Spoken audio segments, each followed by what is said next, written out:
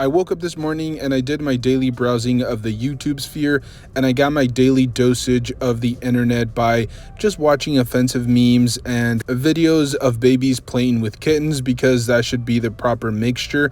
That's literally how you should start every morning. And I ran across a very interesting video, and I'll give credit where credit is due, because these guys are, huge heavy hitters within the community. You guys are probably very familiar with them. I'm referring to JC, who's a really big content creator in the action figure community, and he was referencing something that happened to Pixel Dan, who is also a really big heavy hitter. And he was basically just kind of referencing something that happened in one of his videos where he was interviewing Mcfarlane at one of these conventions. And let's just say that it got a little bit testy. It definitely got, I wouldn't say heated, because nobody really got confrontational, but it definitely got awkward and very uncomfortable. Now, I said this about a year ago, but I just don't think that, even though Mcfarlane should continue to be the face of the franchise or the company, I just feel like he needs to throw more people to the forefront. Like, his reveals are just so lackluster and boring compared to, for example, the Hasbro live streams where they showcase a lot of the new merchandise that is coming out, action figures and things of that nature. And I just don't feel that Mcfarlane is doing that. I think that he needs to kind of pass the baton on to somebody else. And when it comes down to these type of interviews, I definitely feel like there should either be somebody at his side helping him out a little bit that knows how to handle these type of situations, or that person should just be in charge of those type of interviews, because Mcfarlane completely tanked here. It was probably the worst moment of his career as an OM, and it was so cringe. I honestly could not even look directly at the screen because I felt like my eyeballs were just going to melt out of their sockets. It was the most ridiculous thing that I'd ever seen.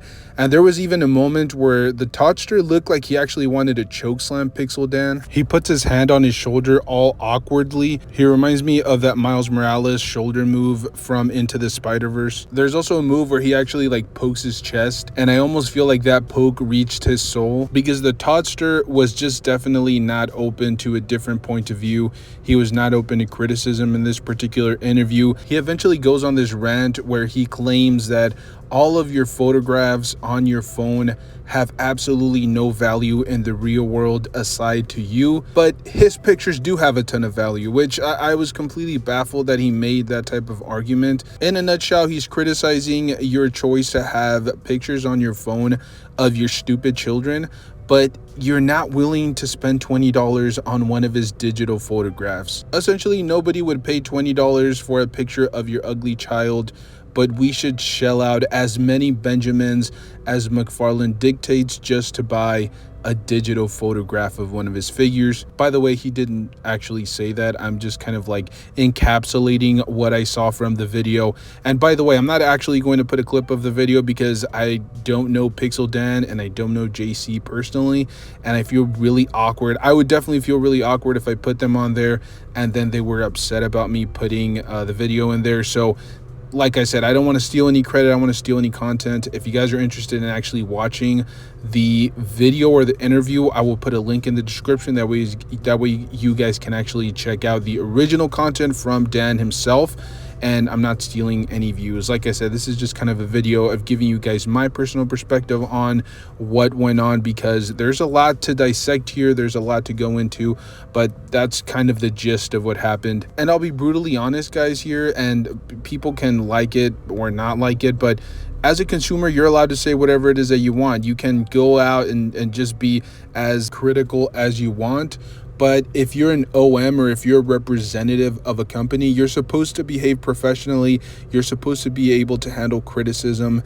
And if you want to explain your point of view, you can definitely do that. But I just don't feel that Mcfarlane was able to kind of receive the criticism, think through his answers thoroughly, and then come back at Dan with some sort of reasoning for why it is that he decided to do digital action figures. I'm completely baffled at this. Not to mention, he then goes on a little bit of a tirade or a little bit of a rant where he essentially compares his ugly digital figures to delicious, savory, and very nutritious broccoli, which, by the way, is my favorite vegetable out there. He basically wonders out loud why it is that people go online to criticize his digital action figures, but people that don't like broccoli don't go online to criticize it, that's an absolute joke, right, Mcfarlane? Do you know how the internet works? If there's anything that people have ever hated in the history of human existence, then there is a platform online somewhere, whether it's a message board or some sort of website that is strictly dedicated to hating that one singular item. It could be vegetables, it could be a movie, it could be a politician. It really doesn't matter. And honestly, I feel like at this point, Mcfarlane was really grasping at straws, because then he goes on to say that the consumer base or his customers are essentially censoring his product. No, don't fix your cheap POS dollar store headphones. You heard that correctly. This man just compared the criticism that these digital action figures have received to actual artistic censorship. And by the way, in case you guys are wondering, yes, that particular wave actually sold out.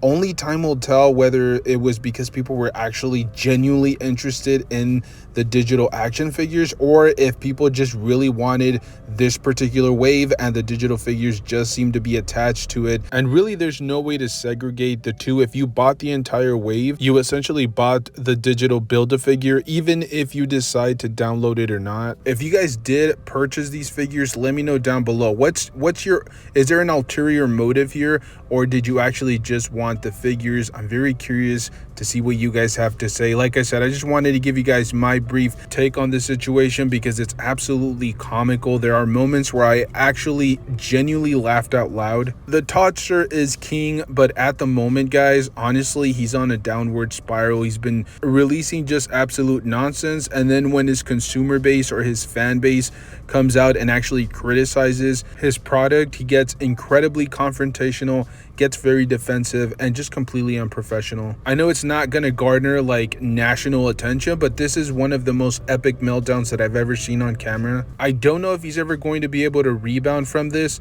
And honestly, this probably might be the most memeable interview of all time. This was just absolute comedy gold. But let me know down below, as I said, your personal thoughts on this, your personal perspective. Thank you guys so much for tuning in. And like I said, if you guys want to watch the original interview, I will put a link in the description. Thank you guys so much for tuning in.